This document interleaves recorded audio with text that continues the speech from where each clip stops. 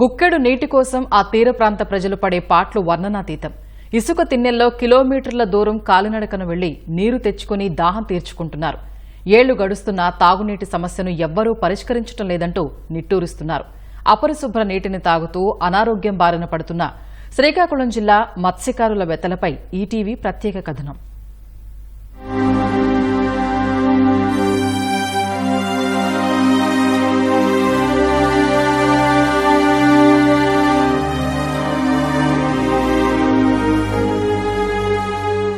చూశారుగా, ఈ దృశ్యంలో కనిపిస్తోన్న వ్యక్తి చిన్న డబ్బా సాయంతో నీటిని తోడి బిందెను నింపుకుంటున్నారు.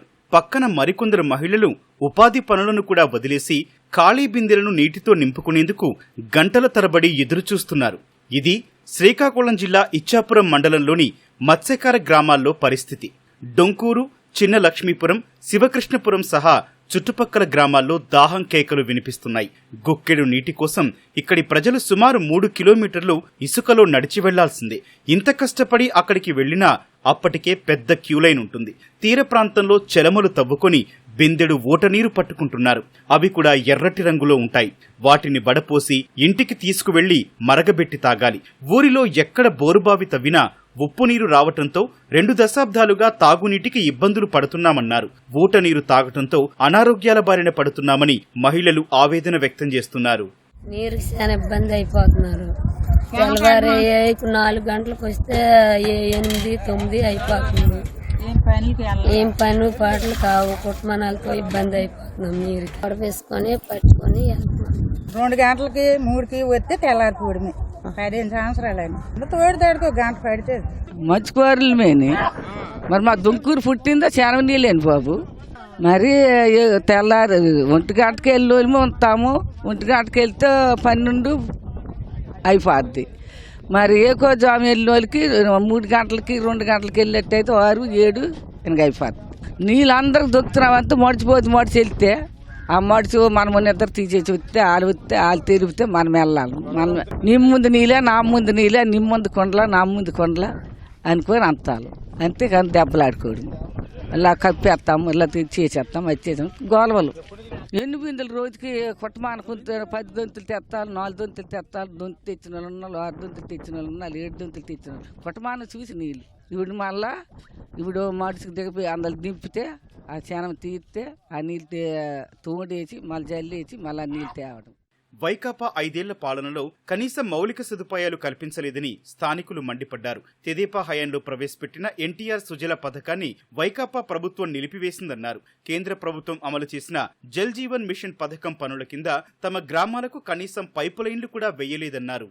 మేము ఇప్పటి వరకు కూడా చలములో వెళ్ళి చలము నుంచి కూడా నీరు సేకరించుకొని త్రావడం జరుగుతుంది.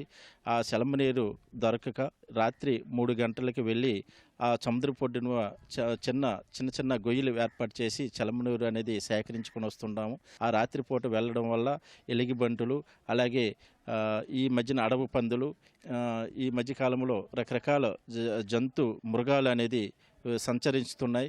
ఆ బరిని కూడా చాలామంది మహిళలు అంటే ప్రమాదానికి కూడా గురయ్యే అవకాశాలు ఉంది. జలజీవన్ అనే పథకం ద్వారాగా మా బోర్జుపాడు నుంచి డొంకూరు వరకే తీసుకువచ్చి మిగతా వీధుల్లో కూడా ఈ మంచినీటి ట్యాప్లు అనేది వేయకపోవడం వల్ల మేము చాలా ఆందోళన చెందుతున్నాం. దీనిపైన అధికారులు కానీ ప్రజాప్రతినిధులు కానీ అనేక సార్లు కూడా దృష్టికి తీసుకువెళ్ళాము. అయినా సరే స్పందన లేదు. ఏదో ఎలక్షన్ వచ్చింది, ఆదరాబాదరగా వచ్చి ఏదో ట్యాపులు ఇస్తాము, అలాగే మీకు మంచినీరు ఏర్పాటు చేస్తామనేది చెప్తున్నారు. కానీ ఇప్పటి వరకు కూడా ఆ మంచినీరు సమస్య అనేది పరిష్కారం అవ్వలేదు. మహిళలందరూ చాలా 2 నుంచి 5 కిలోమీటర్ల దూరం వెళ్ళి నీళ్లు తెచ్చుకోవడం జరుగుతుంది. అలా కాకుండా ఊర్లోనే తాగునీరు జలజీవన్ మిషన్ తీసుకురావాలని అభ్యర్థిస్తాం.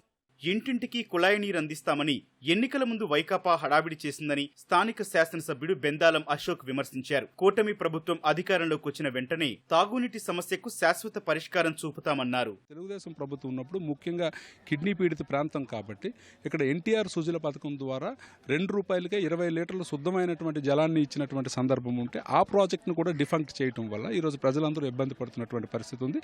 దాని మీద మాకు ఒక క్లియర్ ఐడియా ఉంది. ఖచ్చితంగా మళ్ళీ ప్రభుత్వం వస్తే ఈ పనులన్నీ కూడా పూర్తి చేసి ప్రజలందరికీ సంపూర్ణంగా విధంగా తాగునీరు అందించే ప్రయత్నం చేస్తాం. ఇచ్చాపురం నియోజకవర్గంలో అనేక సముద్ర తీర గ్రామాల్లో మంచినీటి కొరతతో ప్రజలు తీవ్ర ఇబ్బందులు ఎదుర్కొంటున్నారు. వైకాపా ప్రభుత్వం వచ్చే 5 ఏళ్లైనా కనీసం ఇంటింటికి కుళాయి కూడా ఏర్పాటు చేయలేదంటూ ప్రభుత్వంపై ఆగ్రహం వ్యక్తం చేస్తున్నారు. కెమెరామెన్ చిన్నారెడ్డితో మహేష్ ఈటీవీ ఇచ్చాపురం నుంచి.